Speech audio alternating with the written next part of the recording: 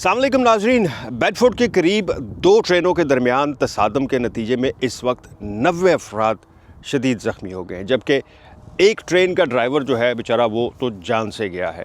इस कदर खौफनाक हादसा बता रहे हैं कि इस वक्त तक जो इत्तलात हैं 11 जो पेशेंट्स बता रहे हैं, 11 मुसाफिर वो शदीद ज़ख्मी हालत में हैं। इस वक्त भी उनका इलाज जो है वो क्रिटिकल बताया जा रहा है। ड्राइवर तो जैसे मैंने पहले कहा कि एक ड्राइवर जो है वो तो पहले ही जान से जा चुका है।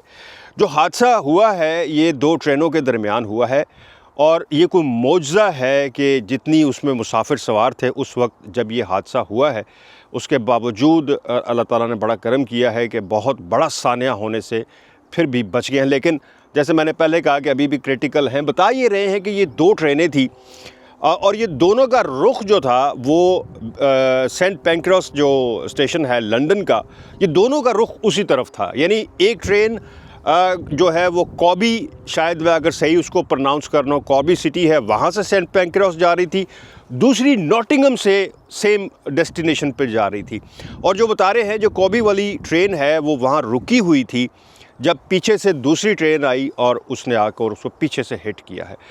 अभी तक हादसे की जो इन्वेस्टिगेशन है वो तो बाद की बात है, वो भी चल रही है, लेकिन ज़ाहिर है अभी इस वक्त ज़्यादा काम जो है वो रेस्क्यू का चल रहा था। कल शाम यानी 19 जून की शाम को तकरीबन 5:14 पर या 5:10 पर कह लें शाम के वक्त ये हादसा हुआ और इस कदर खौफनाक तरीके से वो ट्रेन आकर टकराई है पीछे से कि ड्राइवर तो वहीं पर मौका पर ही जाँ बहक हो चुका था।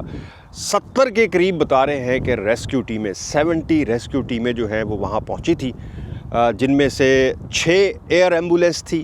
बाकी जो मकामी एम्बुलेंस, पुलिस और रेस्क्यू फायर ब्रिगेड जो है वो वहाँ पहुँची थी। सबसे बता रहे हैं कि खुशकिस्मती वाली बात ये है कि इतने खौफनाक हादसे के बाद भी गाड़ी में किसी जगह पर फायर का यानी होता है ना वो हादसे के फ़ौरन बाद जो उसमें आग लग जाती है, उससे बचत हो गई। और जिसकी वजह से जो झटका लगने से, या आपको पता है कि जिस स्पीड से ये ट्रेनें चलती है, ईस्ट मिडलैंड की रेलवे है, ईस्ट मिडलैंड रेलवे, दोनों ट्रेनें एक ही कंपनी की हैं और दोनों के दरमियान ये हादसा हुआ।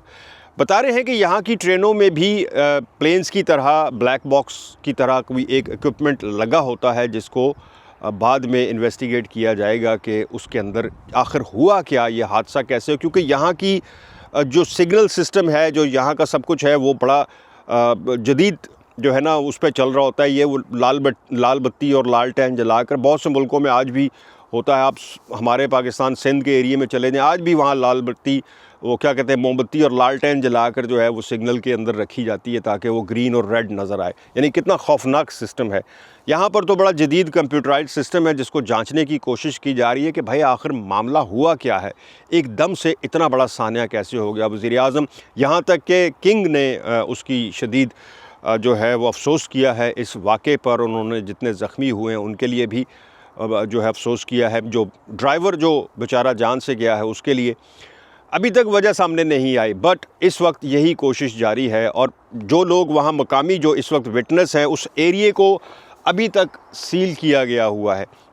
यानी वो एरिया जो है अभी भी सील है, किसी को वहाँ जाने की इजाज़त नहीं है। चूँकि बता रहे हैं कि अभी भी मलबा जो है, और उस नॉटिंघम और कॉबी से जो सेंट पेंक्रोस का जो रेल लाइन है वो मुकम्मल तौर पर बंद है। कब खुलेगी कोई पता नहीं है।